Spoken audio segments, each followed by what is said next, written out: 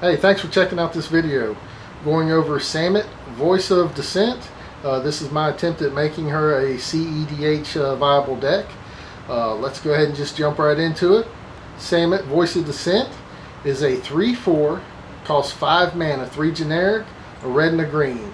She has flash, double strike, vigilance, haste. Other creatures you control have haste, and pay a white tapper to untap another target creature.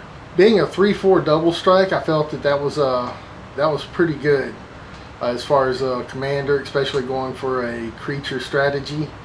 One of the things that I was looking at was her other ability to untap another target creature. Granted, the creature that she would be doing that with actually is just a secondary win condition, but I mean, attacking someone for 6 seems pretty relevant, so that's why I chose her. Now, take a look here at the mana dorks. I have Birds of Paradise, Delighted Halfling, Elvish Mystic, Orcish Lumberjack, Tinderwall, Bloom Tender, Elvish Spirit Guide, and Simian Spirit Guide.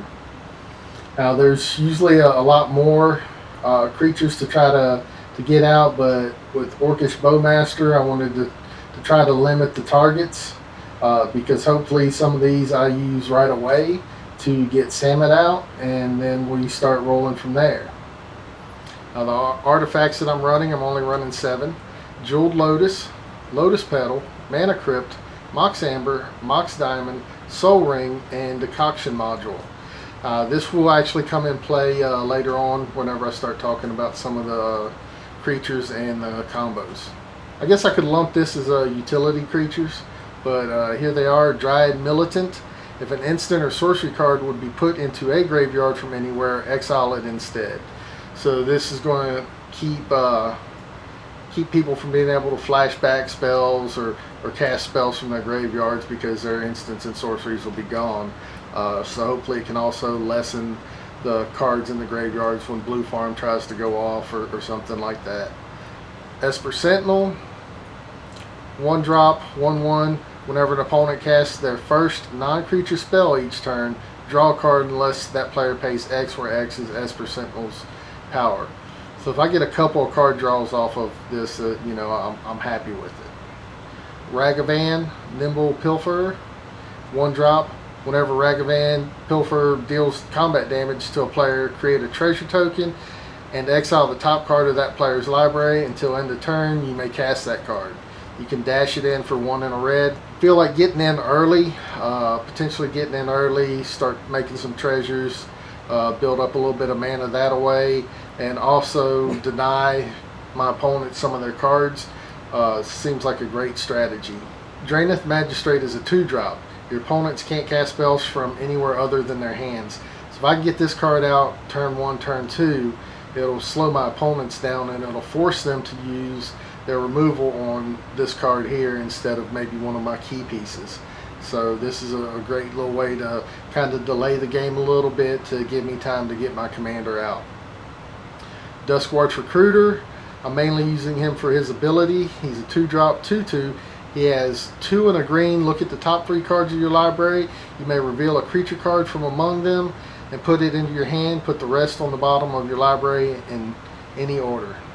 At the beginning of each upkeep, if no spells were cast last turn, transform Duskwatch Recruiter. And he transforms into a Howler. Creature spells you cast cost 1 less to cast. So either way, he seems like he's a great upside card. I use him in other decks.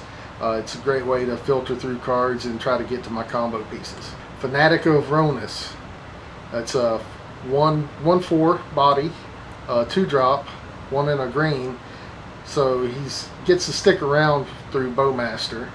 Add a green, ferocious. You add 4. You can eternalize, and when he's eternalized, he's turned on automatically because he himself is a 4/4. So that's pretty good mana ramp in here. Another way to try to make it to my turn, try to make my turns my turn and leave my opponents from being able to interact. Run Grand Abolisher here. During your turn, your opponents can't cast spells or activate abilities of artifacts, creatures, or enchantments. Combo pieces do get exiled a lot. They get destroyed or exiled. So to deal with exile, I run Rift Sweeper. When he enters the battlefield, choose target face-up exile card. Its owner shuffles it into his or her library. So it's a way to keep my combo pieces intact and be able to get them back and put them back into my library. Not just put them into a graveyard, but put them into my library. Since my combos are kind of creature-based combos, I want to be able to keep my spells from being countered, so I run Vexing Shusher, who's a 2-drop, 2 hybrid red or green. He's a 2/2. This spell can't be countered, and I can pay a red or a green and target spell can't be countered. Now another little stacks piece that I'm running in here is Aven Interrupter. It's a 3-drop, 1 and 2 white.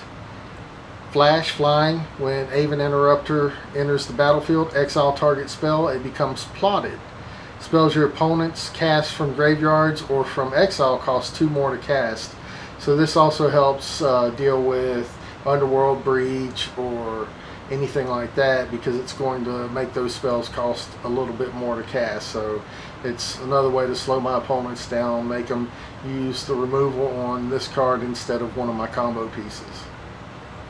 Aven Mind Sensor, flash, flying. If an opponent would search a library, that player searches the top 4 cards of their library instead. So hopefully I can keep someone off of their mana or off of a combo piece by flashing him in.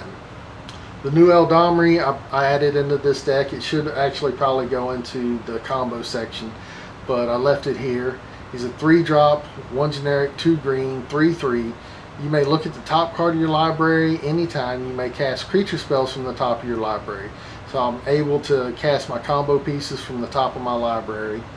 I can pay a green and tap him, and tap 2 untapped creatures I control, reveal a card from my hand or the top of my library. If I reveal a creature card this way, I can put it onto the battlefield. Activate only during my turn. Now I can still activate it at instant speed, but only instant speed during my turn, which is a key thing. So it's a way to do something and maybe activate it during combat. I have Endurance in here. 1, 2 green. It's a 3/4 flash reach. I can evoke it when it enters the battlefield. Up to 1 target player puts all the cards from that graveyard into the bottom of their library in random order. So if someone's trying to combo off, trying to use Underworld Breach, I can evoke this, get this in, and basically put their graveyard back into their library. To get cards back from my graveyard, I'm running Eternal Witness. He's 3-drop, 1 and 2 green. When he enters the battlefield, return target card from your graveyard to your hand. To help me find my combo pieces, I'm running Imperial Recruiter. When he enters the battlefield, search your library for a creature card with power 2 or less, reveal it, put it into your hand, then shuffle your library. I do have another Grand Abolisher effect. It's Kutzel. He's a 3-drop, 1, a green and a white. Your opponents can't cast spells during your turn. Whenever 1 or more creatures you control, each with power greater than base power, deals combat damage to a player, draw a card. To help deal with artifacts for my opponents, I'm running Manglehorn. When Manglehorn enters the battlefield, I may destroy a target artifact. Artifacts my opponents control enter the battlefield tapped. I'm also running Samut, Visor of Noctimum. It's a 3-drop, a generic, a red and green. Has first strike, vigilance, and haste. Whenever a creature you control deals combat damage to a player, if that creature entered the battlefield this turn, draw a card. So it's one way for me to draw. It's don't have a lot of draw in these colors, but this is one way to do it. Since if I have my commander out, all my creatures have haste, so I'll be able to swing automatically. Now I do have some bombs in the deck, and that brings me to this one here, Ruach Thar the Unbowed. He's a 6-drop, 6/6, vigilance and reach. He has to attack each combat if able. Whenever a player casts a non-creature spell, he deals 6 damage to that player. So it's also a way to help control combo on the board, and it's a big body. So if I'm smacking people down with big creatures, double strike, anything like that, then if they go to, cast any spells or anything like that, it's going to make some of their other spells hurt a lot more, and maybe take them off of that and have to consider a secondary win condition. Moonshaker Cavalry. It's an 8-drop, 5 and 3 white. It's the white crater hoof. It has flying, and when it enters the battlefield, creatures you control gain flying and get +X till end of turn, where X is the number of creatures you control. So it doesn't give trample, it gives flying, but hopefully that's something that I can sneak in with Eldamri. A good way to just buff all my creatures and then just let them swing as big beaters. Of course, I am running Kozilek, Butcher of Truth. He's a 10-drop, and when I cast him, I draw 4 cards. He has Annihilator 4, so if I attack an opponent, they have to sacrifice 4 permanents before they can even declare blocks. And then whenever he's put into a graveyard from anywhere, I shuffle him up. So it's a way to deal with any mill tactics that my opponents might be trying. Enchantments, I'm only running 4. I have Concordant Crossroads, Miri's Guile. I'm using this in place of Top for one reason: if somebody puts down a Collector Oof or something that turns off artifacts and you can't activate Top to do this. This is an enchantment that at your upkeep you look at the top 3 cards of your library and you put them back in any order, and then you draw a card. Running Sylvan Library, so if I need to dig through those cards, I can just go ahead and take the 8 damage and take all 3 cards. Then finally, I'm running Rhythm of the Wild. Creature spells can't be countered. Non-token creatures I control have Riot, meaning that I can either have them come in with haste or a +1/+1 counter on them. I run 10 Instants, Autumn's Veil, Enlightened Tutor, Pyroblast, Red Elemental Blast, Silence, Veil of Summer, Worldly Tutor, Eldamri's Call, Heroic Intervention, and Quarter Calling. This deck is meant to try to get to my combo pieces as fast as possible and to go off as soon as I can.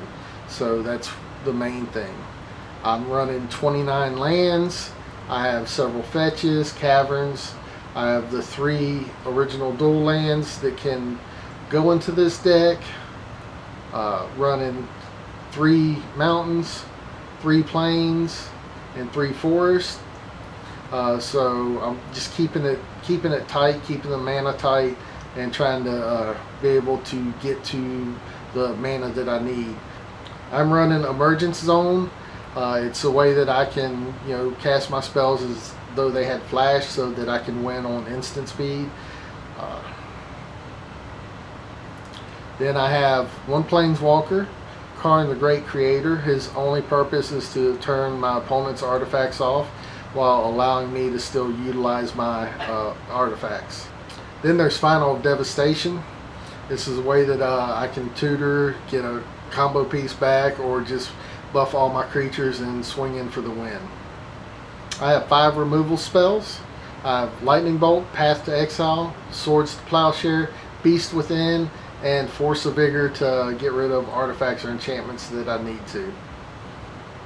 Here's the meat and potatoes of the deck. It's a combo. I'll go ahead and walk you through these cards. Green Pelt Rampager. He's a 1-drop, 3/4. When he enters the battlefield, I have to pay 2 energy. If I can't, I return him to my hand and generate 1 energy. That pairs well with Primal Prayers. It's a 4-drop enchantment. When it enters the battlefield, I get 2 energy, and I may cast creature spells with mana value 3 or less by paying 1 energy rather than paying their mana cost.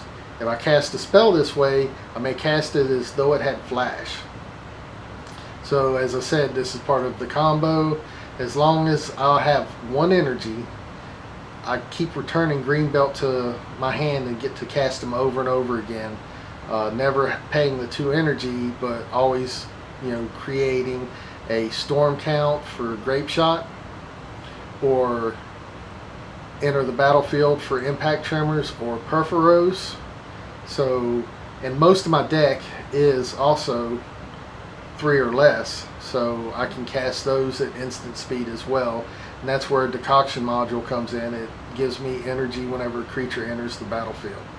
Now the next thing is Dualcaster Mage with Twin Flame. So it's a way to basically create an infinite number of Dualcaster Mage and just swing in. Same thing goes with Bergi, God of Storytelling, and Grinning Ignis. This combo allows me to generate an infinite storm count while also doing impact tremors or perforos. I have Dockside paired up with Temur Sabertooth to generate infinite mana. I have Kiki Jiki paired up with Felidar Guardian to create infinite bodies to swing out and attack with. So, I mean, that's pretty much the whole part of this deck. I have impact tremors and perforos to deal damage when creatures enter the battlefield, with Primal Prayers and Greenbelt Rampager, or Dualcaster Mage and Twin Flames, or Kiki Jiki and Felidar Guardian, Bergi, God of Storytelling, or Grinning Ignis. It's just built to where I can cast a lot of these spells by paying 1 energy at instant speed to actually be able to go off. The only thing that I can't do is play Grape Shot at instant speed unless I sacrifice Emergence Zone. And that is the combos in this deck, and that is what this deck is meant to do.